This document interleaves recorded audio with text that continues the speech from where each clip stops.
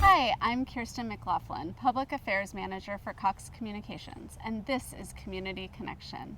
Today we're here at Fairview Gardens with Sigrid Wright, the brand new CEO of the Community Environmental Council. Welcome, Sigrid. Thank you. I'm glad to be here. And thank you for coming today, and congratulations on your new post. How exciting. Yes, it is. It feels like we've got momentum and that we're just going to continue forward. Excellent. So why don't you start with telling our viewers a little bit about the history and mission of the Community Environmental Council? Sure. Well, interestingly enough, it's actually our 45th anniversary, so I'm stepping into that as well. We were formed in 1970 after the 1969 oil spill. We're a solutions-oriented organization, so that means that we really focus on positive solutions.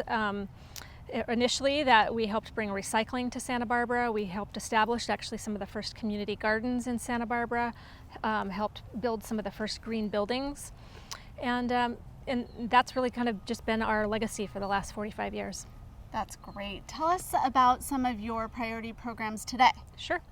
Well, clearly, in terms of environmental issues, climate is a major issue, I think, facing the world and our region.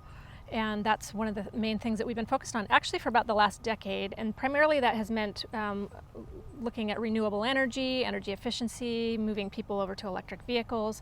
But in recent years, that started to broaden out a little bit. So I would say, climate, energy, we're concerned about water resources, obviously. We're in a long-term drought.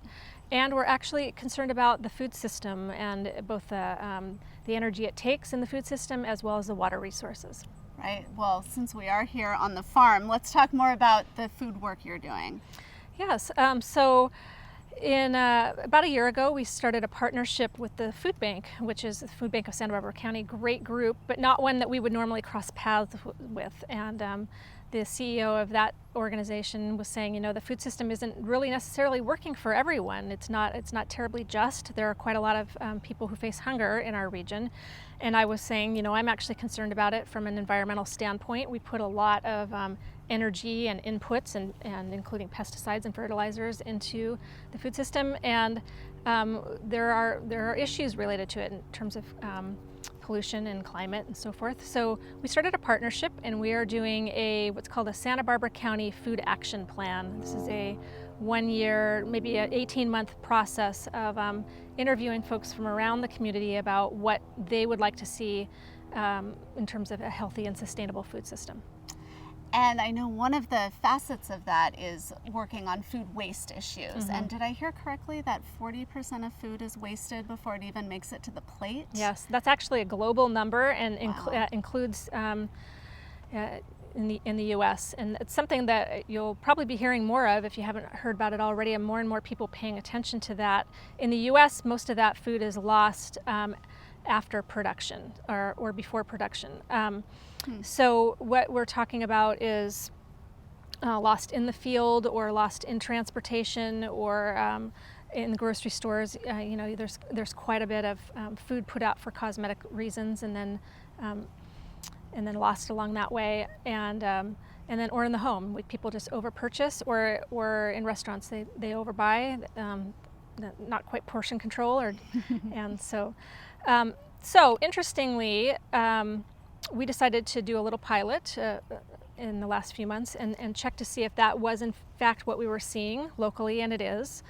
We were fortunate to have a few grocery stores that let us kind of actually literally get into their dumpsters and look to see how much of the food was getting thrown out was usable food waste. And now we're taking a look with the food bank at ways in which we can just kind of recover or stop that process. So that'll be part of the food action plan? It's one piece that may come out of that, yes. Okay. Yeah, Okay. We're in conversation with a number of partners. There are a lot of people who are interested in that.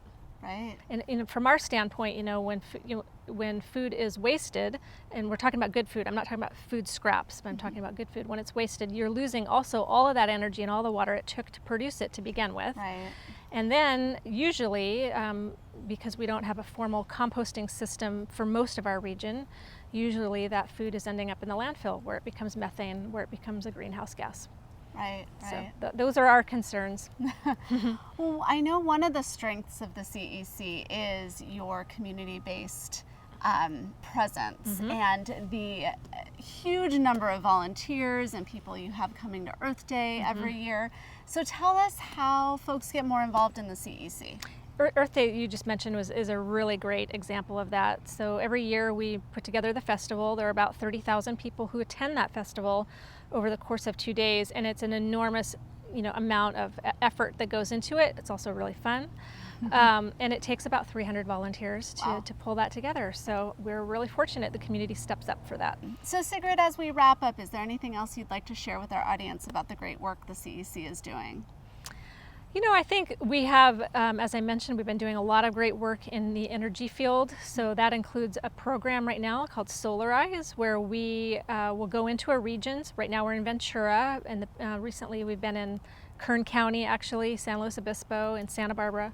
And we'll offer to folks a way to get multiple bids on solar and a fair price on solar for their homes. And I think that's helpful for folks who are often confused by the whole process of getting bids and comparing those bids. Actually, what we do is we just lock in a price and lock in a technology for you. Oh, that's great. Yeah. How helpful. Yeah, so that's the Solarize program, and I think that's a really, it is a really useful tool for getting more solar installed in our region. Right.